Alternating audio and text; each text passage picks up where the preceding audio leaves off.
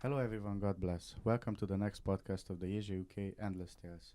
Today we have a special guest, a former student of our school. Let's greet him. His name is Mr. Szilágyi Gáspár-Szilárd. Welcome. Welcome, everyone. Welcome, Professor. My first question would be, who is Szilágyi Gáspár now? Well, my name is a bit the other way around, so it would be Gáspár-Szilágyi Szilárd. No, don't worry. Well, currently I live in the United Kingdom. I work for the University of Birmingham. I just started a lectureship there in September this year.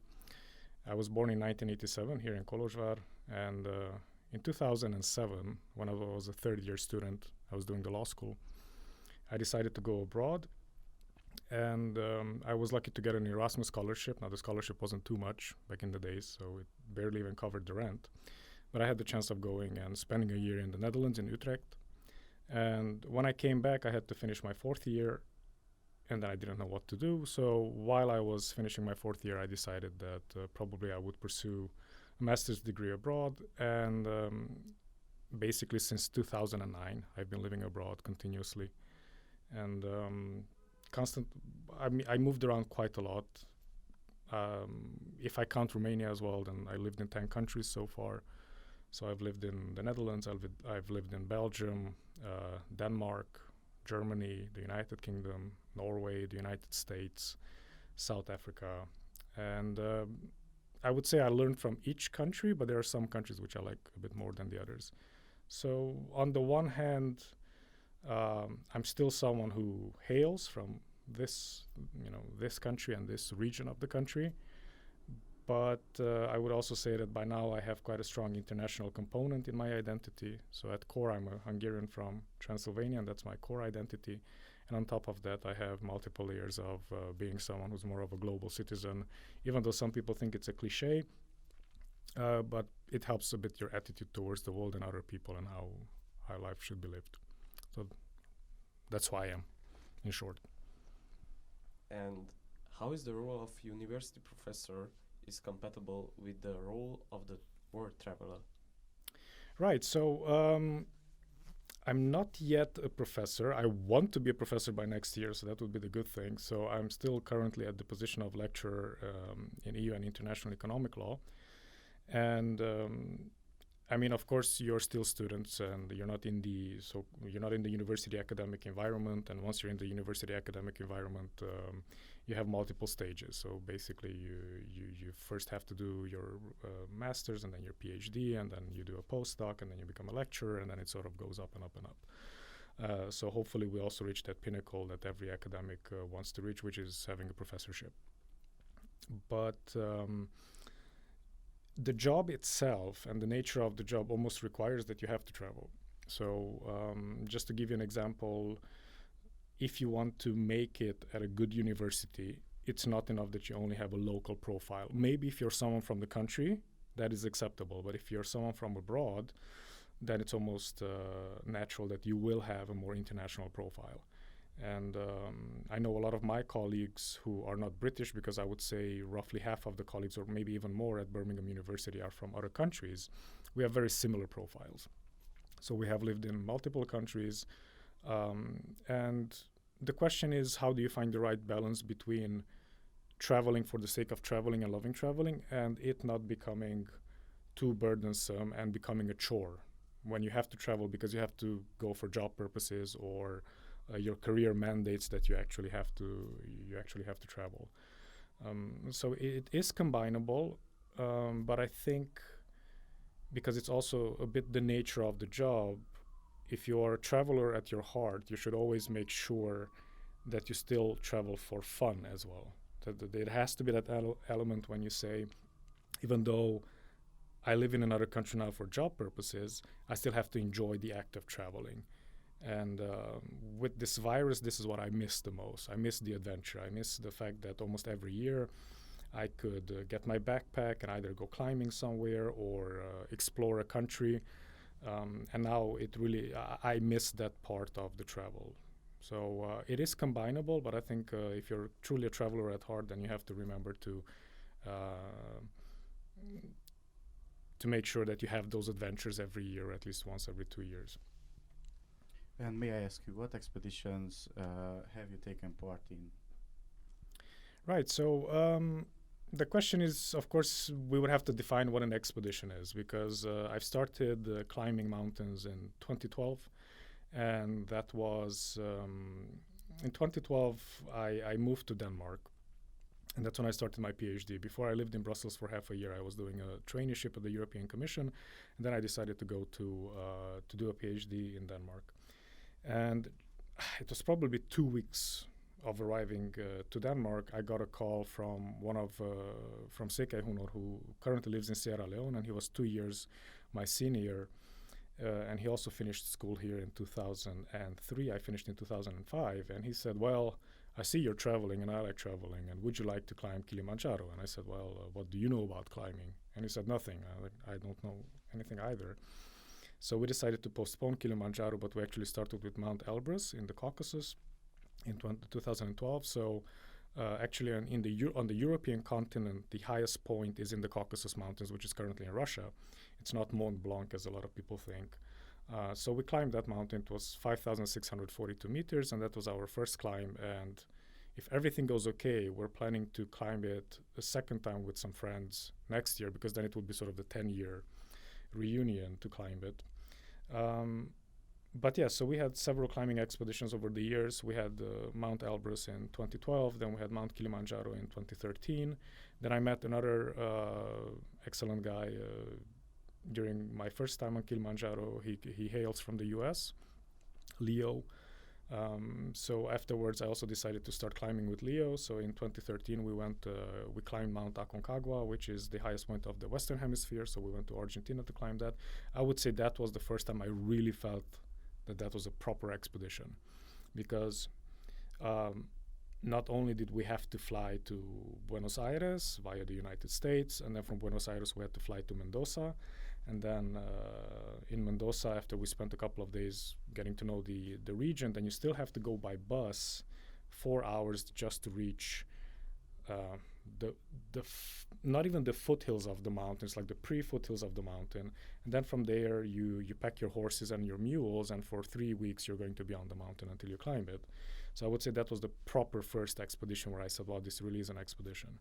And then we've done Kilimanjaro again in 2016, Mont Blanc in 2014, Mount Meru together with Kilimanjaro the second time in 2016, and then 2019 that was an awesome expedition again when we did Beluga, which is the highest point of the Altai Mountains, which is sort of at the triple border between China, Kazakhstan, and Russia. So these are more of the climbing expeditions, but over the years, since I lived in a lot of countries, I've done all sorts of stupid travel. So I lived in South Africa. I've done everything that I was not advised to do in South Africa, because South Africa is a very dangerous country as well.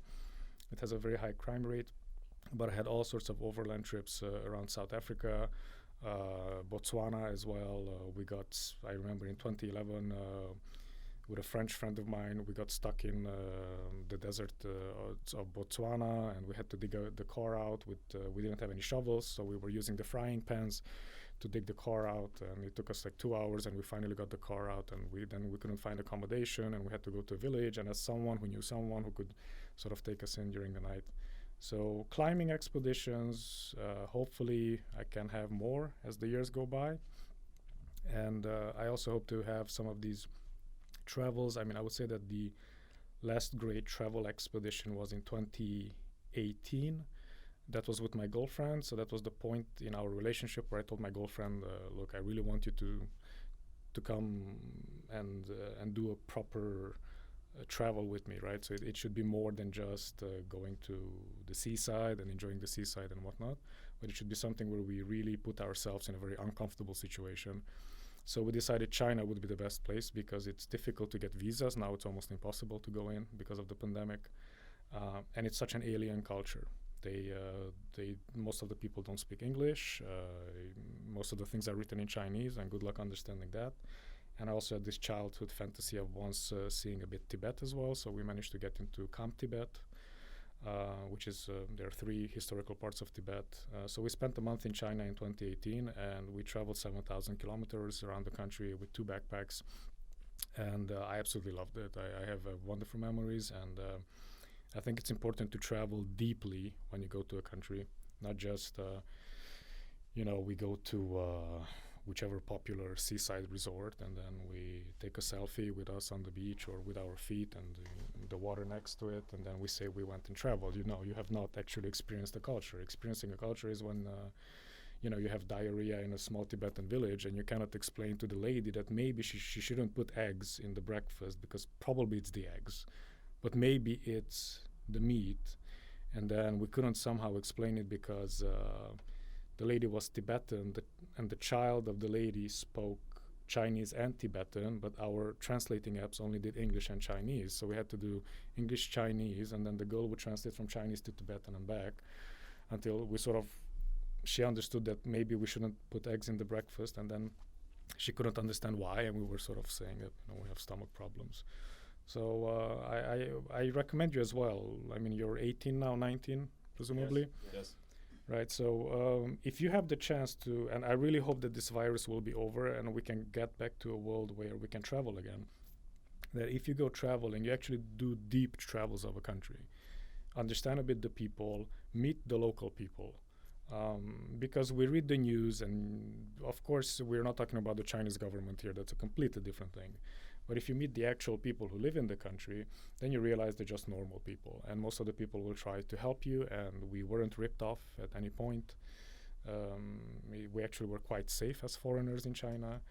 And yes, over the years, I traveled all across Europe, parts of Southeast Asia, China, parts of East and Southern Africa, South America, North America as well. Africa is one of those other soft points of mine. I really enjoy Africa as well. And, whenever we say Africa, we think we're talking about the country, but it's the second biggest continent with the second highest population. It has 54 countries on it. So it has some commonalities, but also every country is different once you travel in Africa. And that is a very different experience than traveling in China, for example. So if you go to China, you are on the one hand struck by how far they have come, technologically speaking. So the days when you can do overnight trains and be 24 hours on a train, you don't need it. You get on a high-speed train and you do 1,000 kilometers in 3.5 hours, and then you sort of wonder, when will Europe have those type of trains? Because maybe Germany has a couple and maybe France has a couple, but the Chinese have really taken off.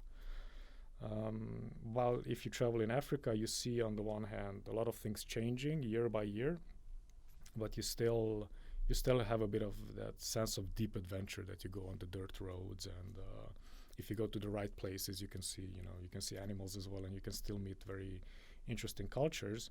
But then it's also important that we don't put Africa in a box, in an idealized box, that it's colorful tribal people dancing around the fire. No, it's still a continent which has amazingly big cities.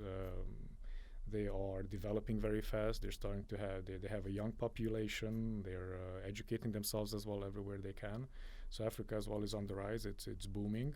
So if you travel in Africa, you can still get on the one hand you can see modern things as well, and you can see how it's developing, but you can also have that sense of adventure.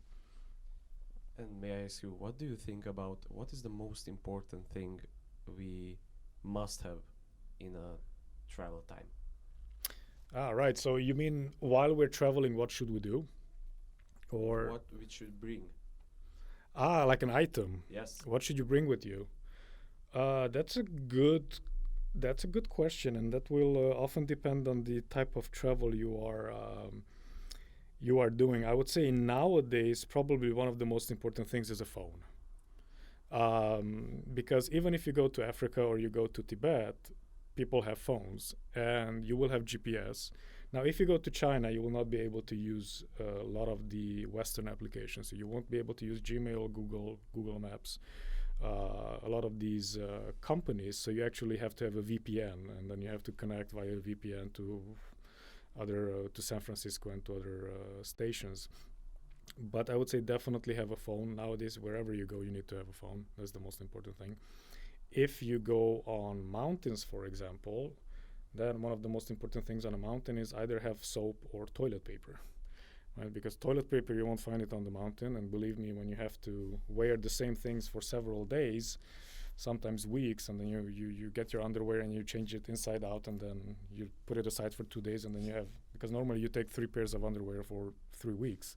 So then after a while you have to change it and turn it outside and change it again. So then it's good to have a bit of soap and toilet paper as well.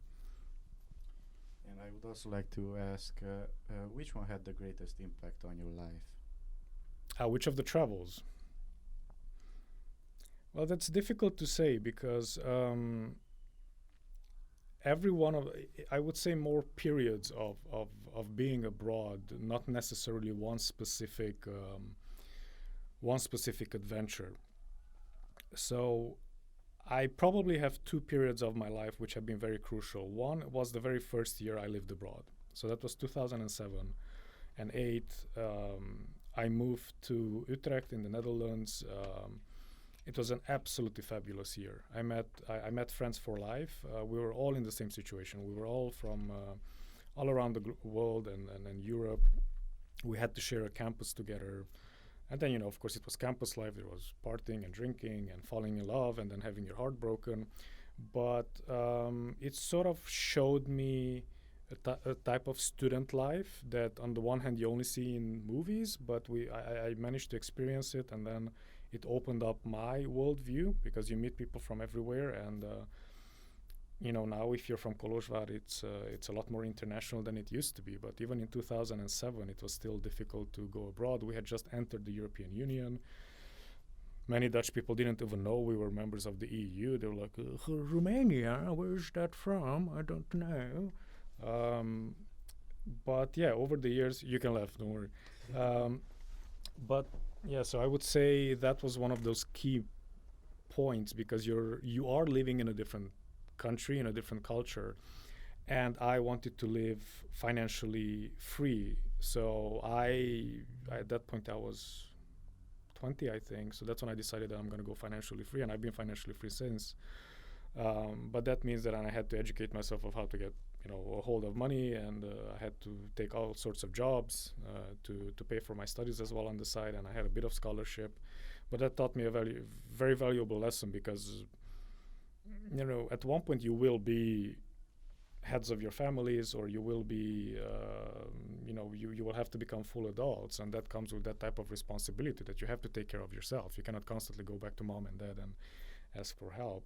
So I would say the younger you are, and when you can become financially free, I would definitely do that if I were you, just to make sure that you don't become a burden on other people. And then the second was South Africa. So that was 2011. I spent half a year of my 2-year master's in South Africa, and I wasn't sure if I will be able to pull it off because I had a 2-year master's. 1 year was in the Netherlands, half a year in Germany, and then half a year in South Africa. And we had to choose the second year where to go, and I chose South Africa. It sounded very exotic. There was a university called Stellenbosch University. It's just at the outskirts of Cape Town in South Africa, and I didn't know what to expect, right? I mean, I was at that point 23, 24. And I said, why not? Why wouldn't I go? I had some basic ideas about Nelson Mandela and apartheid and the conflict between, you know, white and black people and so on. But once I got there, I really realized that I had no idea about their country, and there were a lot of nuances to the issues they had, and I also saw the impact of human hatred because apartheid was a criminal system. There's no way around it, right? It was a system that segregated 90% of the people of a country, and they had to live. They had to have a passport within their own country. They couldn't, if you were black in South Africa, you couldn't travel to a white area without having a special permit. You couldn't go to a white school. You couldn't go to a white beach, and this lasted until 1994.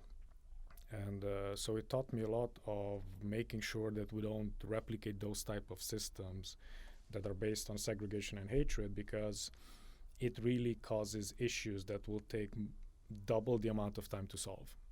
If I think about the period of how much apartheid lasted, it lasted roughly 4.5 decades, like communism here.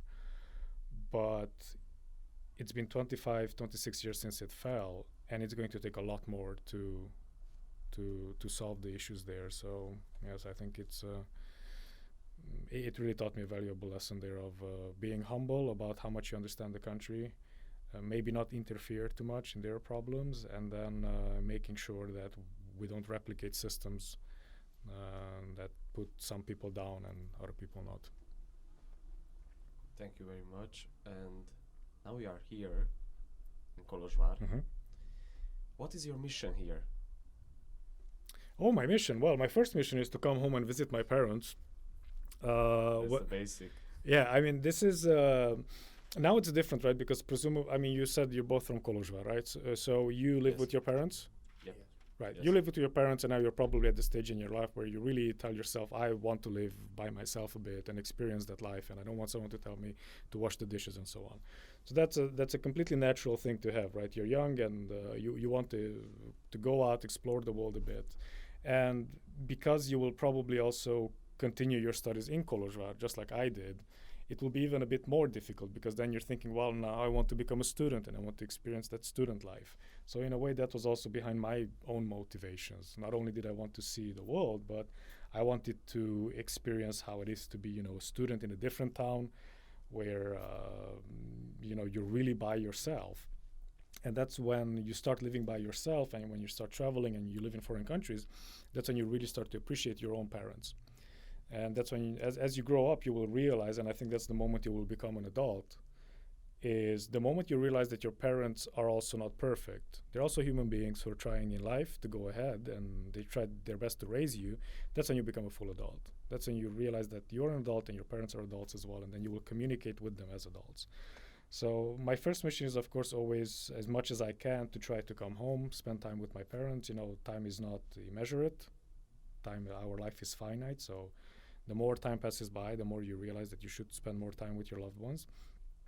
And then also, I was asked this spring if I could contribute to an institute. So this is an institute called Matthias Corvinus Collegium, and it's an institute which originates in Budapest, and they're setting up now operations in Kolozsvár, but also in Pozsony, in Slovakia, and other places in the Carpathian Basin. And they asked me if we could select some bright, talented law students within this program, and then whether I would be willing to teach them in English certain subjects. So I came in November for a couple of days. We had a 3-day intensive course on trade law. Now we have a 3-day intensive course on investment law. And then if Boris will allow me to travel again in the second semester, which now is a bit unlikely, then the idea is that we will also have a couple of sessions on European Union law. So now I have a double mission. On the one hand, making sure that I come home and I see my family, my brother, my parents, and also to contribute something back as well to the local students, because I think it's very important, and it's a very good thing that you are doing now to develop your English skills. It is still the dominant language, no matter what any other says. Wherever you go on the planet, there will be someone who speaks English. Even in a Tibetan village, there will be someone who speaks a bit of English. That I cannot say that about Chinese or Spanish or Arabic or French. Of course, if you learn any of those other languages, kudos to you, and you should learn as many as you can. But it does open you up to new experiences, but also people will understand a bit where you come from. Because when you travel, what you have to understand, this is your universe now. This is what you understand predominantly. Of course, you have TV, which skews our viewpoints. But you think this is the biggest problem on the planet, right? We're Hungarians in Romania. We have our lives as growing up as minorities and so on. Then you go abroad, you realize most people have no idea about this. Neither do they know, neither do they care. And there are also way bigger problems as well on the planet. So it humbles you a bit about our own problems back home. But you will be also able to explain to other people, look, this is where we come from, this is our culture, this is our history. And hopefully they will understand it, and they will be intelligent enough to form an opinion about it. So how do you see your students now comparing to your past experiences? Which students? You mean my own students? Yes. So here in Kolozsvár? Yeah, for example. Right. So we purposely chose quite talented students. So when we chose the students, this is only a small group. So this is 7, 8 law students who attend these intensive classes. So we aimed to choose second and third year students whose English was at a good level. Of course, it still needs improvement, but that's the whole purpose of the exercise, to improve their English. But we also looked at their grades and what type of extracurricular activities they have, because you also want to have a bit of sense of community. If everyone is just reading books all the time and not communicating, then it's not fun. So I would say, yes, they're quite good students and they're bright. We have to work a bit on their confidence to speak in English when I ask them. And then abroad, of course, I mean, at Birmingham, I teach now both the LLM level. So LLM is the master's level in law, and also the undergraduate level. So that is, the sort of alapfok or licens, how you call it back home. And it depends. It really depends. The culture now, the academic culture now in the UK is that it has become quite corporatized. So the aim of the universities is to get as many students as possible, because students in the UK, they have to pay a tuition, which is £9,000 a year. Over a 3-4 year period, it adds up. And on top of that, you have campus costs. As some of them, of course, some of the students manage to get all sorts of scholarships, but that's the minimum. So because of this, because they're actually paying to be there, it almost becomes a service. It becomes a bit corporatized, where the expectations towards us, the staff, become a lot higher. So while in Romania, for example, when I was a student here during my undergrad, the professors, they were God. They came in and it was only their opinion that mattered, and then they spoke endlessly about something and everyone was taking notes. And now we just had a meeting yesterday where apparently some of the students were not satisfied with we have the school surveys about satisfaction. And of course the management, because it is corporatized, they're thinking, oh my God, well, we have to make sure that our customers, the students, are satisfied. And I said, maybe that's not really our objective now, is it? Because I'm the one evaluating the student, but it's almost turning the other way around. So sometimes I do feel that people get diplomas too easily because of this system. Because if you fail too many students and if you're too critical with the students, well, that's not good, because then you don't have a paying customer anymore. So I would say because of this system, sometimes there are a couple of very excellent students. You don't need to do much with them. I mean, they know what they want to do with their lives. They're a bit almost too ambitious. You sort of have to tell them to slow down, enjoy life, because the 20s never come back. Once the 20s are done, come the 30s, and now I'm in the middle of my 30s. But then you have, every cohort will have a good core of good students, but then you also have those type of students who have no idea what they want to do and why they're there, and they're just filling up space. So I personally, if it were up to me, I would limit a bit the number of students we get, and I would have a more stricter entry requirement. But once you're at the university and once you know why you're there, I wouldn't really do exams, for example. I would just let the students do all sorts of skills that will develop their speaking, their writing, because that's very important if you want to do law. And we would give feedback for them, but I don't like this traditional exam setting that you should memorize something. No, absolutely not. But it is what it is, and it's never perfect. And then once you're in the system, you realize that above you there's someone, and then above that there's someone else as well. And that's pretty much every system. And even if you want to change it, there might be a minister who comes down with a brilliant political idea, just like the minister here in Romania, who was apparently the minister for research, and it turns out he doesn't even have a university degree. And that's a bit the same in the UK. You end up having all sorts of secretaries of state who come out with the guidelines, but we're the ones who are on the front lines, and we tell them these guidelines are idiotic, but they don't listen to us. So yes, there's a lot of, we could go on endlessly about, how the academic system works in each country. But I'm very pleased with my students here, with the 7-8 young men and women. And I'm also quite pleased with most of my students in Birmingham as well. And then every now and then you have those ones who, they should be, doing something else with their lives. So I feel like we had a really special conversation, and our last question would be, what advice, what message would you give out to students to live a happy and adequate life? Right. So this is a good question, right? Because we have that 15, 16 years of difference now, which doesn't seem like a lot. And probably if you're 90, you look back at either of us and you're like, who are these kids next to you? So I can only give you the advice of a 34-year-old man now. And but sometimes I do feel I'm a bit older than my age, because I did purposely want to live a life where I have more experiences. And it's hard to say. The thing is, we like to live with quotes in our lives, right? And we listen to all these big quotes of how you should live your life. And there's no one perfect answer to it. But there are some guiding principles of my own life which I tend to follow. So one is, I would always make sure that you strive for some form of balance in your life. Now, excellence sometimes requires you to have an unbalanced life. Like some of the greatest people on the planet, they might have been excellent musicians, but they were drug addicts. Or they might have been, excellent politicians, but they were absolutely terrible with their families, with their children. Their children resented it. And it was the same with Albert Einstein as well. I mean, Albert Einstein married his, I think, second cousin, and he was an absolute genius of a man, but he was an absolutely horrible father and husband. So, of course, you need to know what you want to achieve in life, but I would say strive for some form of balance. If happiness is a bit overrated, I would say be content with your life. So in order to reach that level of contentness in your life, you should make sure that you choose a path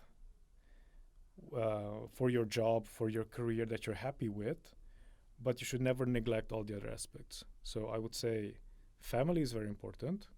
Meaningful relationships are very important. So friends, loved ones. And also make sure that you take care of your health as well, because you're young now. Your bodies can take everything. But then as the age goes up, the body starts going down. So make sure that, you combine these elements to have a fulfilled life. So that would be one advice. The other one is have a plan. You need to have a plan of sort of where you see yourself in 10 to 15 years. But if you jump straight into it, you will fail, because that's not how you reach an objective. An objective is always reached by taking the small steps, and those are the boring ones. And that's where you have to be flexible enough. So you should have an overall purpose in life. Where do I see myself in 10 years or 5 years or whatever? That should guide you. But be flexible enough to make the changes when you have to make the changes. And another one, and this actually is, I would say, one of the core guiding principles of my life, and I will tell you how I found out about it. When I came here to the Collegium, I was 14 years old. I started school a year later, so I was with the generation of 86, but I was born in 87. And we had to take an entrance exam to come to the Collegium, and we besides the small baccalaureate, the képességi, we needed to, I think we had some type of an exam about religion and whatnot, and I didn't know much about it, so I was reading a bit, and then I had a friend as well in school who helped me out a bit. His father was a priest, and then there was the story of the talentumok, if you remember. And why is that story so important, right? Because the idea is we don't get the same things from life. You can get more, you can get less, we have no idea. But no matter how much you get, whatever you have, whatever you were given, you have to make the best of that. So if you spend your life thinking, well, the other guy is smarter than me, prettier than me, they wealthier than me, you will not get far. You should always say, this is what I have. Now what can I do with what I have? And if you realize that, then you can actually build on it. And then you can expand your competencies, your talents, your knowledge, and that will help you grow into a confident adult. I think there are a lot of people out there, and you'd be amazed, who are not confident enough. And confidence is built by doing those type of experiences which take you out of your comfort zone. But by taking you out of your comfort zone, you learn, you develop as a human being, and then when you look back at your life, you said, okay, I only started out with this little package, but look at all these amazing things and talents and people I managed to add up on it. And I would say then, if you do that, you will have a fulfilled life. Thank you, Mr. Gáspár, for your time. It was an honor. And I would like you to thank you for joining me. Stay safe and stay tuned for our next episode. Goodbye. God bless. I would like also to thank you, and God bless you. Thank you very much as well, guys, and may you have a prosperous life. Thank you. Thank you very much. Thank you.